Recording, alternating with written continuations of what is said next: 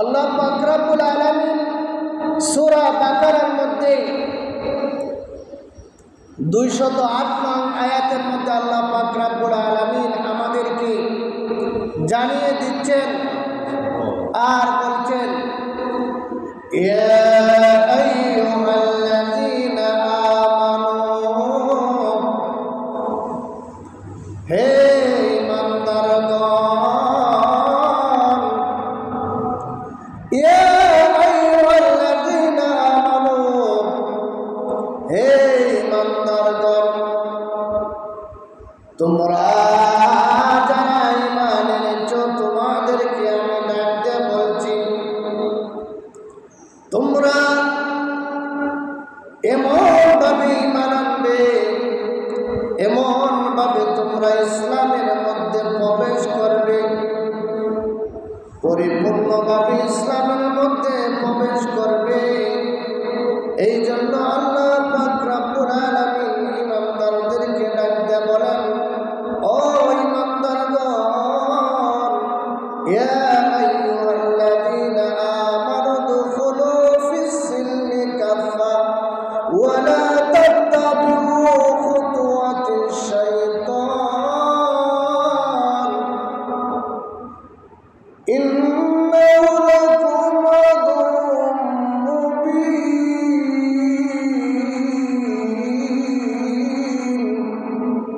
হে ঈমানদারগণ, তোমরা পরিপূর্ণভাবে ইসলামের মধ্যে প্রবেশ করো,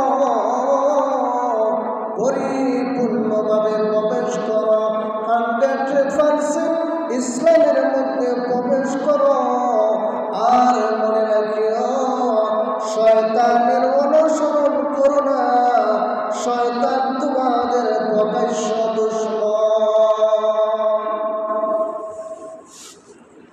আল্লাহ ঈমানদারকে বলতেছেন, হে ঈমানদারগণ, তোমরা পরিপূর্ণভাবে ইসলামের মধ্যে প্রবেশ করো, পরিপূর্ণভাবে ইসলামের মধ্যে দাখিল হও এবং শয়তানের অনুসরণ করো না, কারণ শয়তান তোমাদের চিরশত্রু, শয়তান তোমাদের চির দুশমন। এই জন্য তোমরা পরিপূর্ণভাবে ইসলামের মধ্যে প্রবেশ করো। পরিপূর্ণভাবে ইসলামের মধ্যে যদি তুমি ঢুকতে পারো না বান্দা, তাহলে মনে রাখিও আমি আল্লাহ তোমাদেরকে যেমনভাবে ইসলামের মধ্যে পরিপূর্ণভাবে প্রবেশ করার জন্য আদেশ করেছি, বান্দারে মনে রাখিও আমিও তোমাদেরকে পরিপূর্ণভাবে জান্নাতের মধ্যে দাখিল করাইব। বলেন সুবহানাল্লাহ। তোমাদেরকেও সেইভাবে যেমনভাবে তোমরা ইসলামের মধ্যে প্রবেশ করবে, তেমনিভাবে আমি আল্লাহ তোমাদেরকে জান্নাতের মধ্যে ঢুকাইব। উচ্চ সুরে বলেন আলহামদুলিল্লাহ।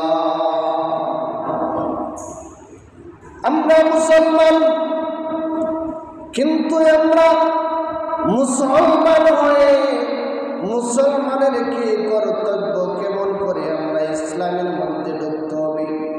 আল্লাহ পাক রব্বুল আলামিন ইসলামটাকে সুন্দর করে কমপ্লিট করে দিয়েছেন। ইন্নাদ দীনা ইনদাল্লাহিল ইসলাম। আল্লাহ পরিপূর্ণভাবে এই ইসলামটাকে কমপ্লিটভাবে আমাদের জন্য আল্লাহ বোনাস হিসাবে রেখে